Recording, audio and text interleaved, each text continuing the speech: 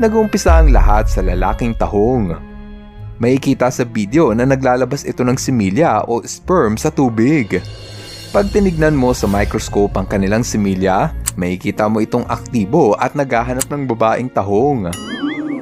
Dito papasok sa eksena ang mga babaeng tahong. Obvious naman, di ba? Makikita mo ang babaeng tahong na bumubuka-buka para kolektahin ang similya na inanod sa tubig. Maraming mangitlog ang mga babae, ngunit hindi naman nila ito kayang alagaan. Kaya naman nakaisip ng diskarte ang mga babaeng freshwater mussel.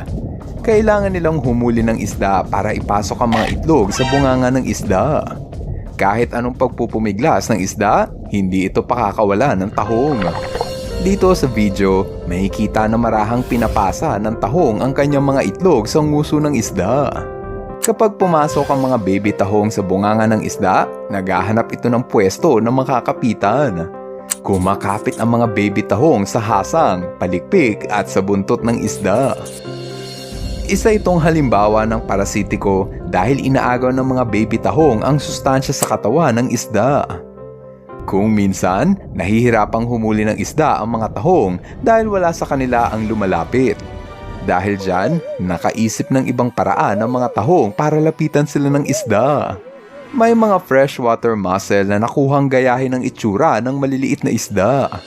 Mula sa buntot hanggang sa ulo at mata, gayang-gaya nila ang itsura ng isda.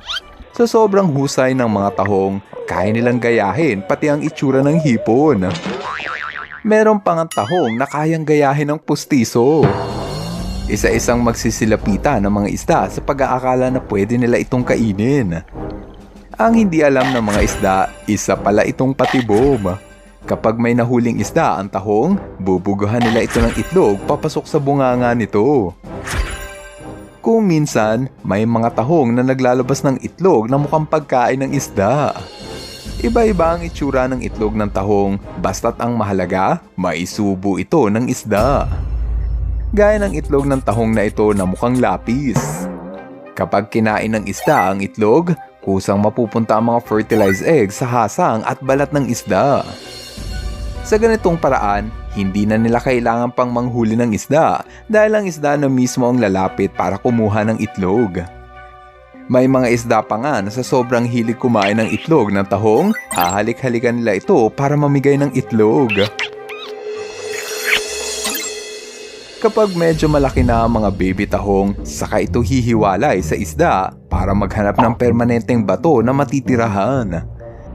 Diyan muling magsisimula ang siglo ng kanilang komplikadong buhay. O ano, nag-enjoy ka ba sa ating kwentuhan?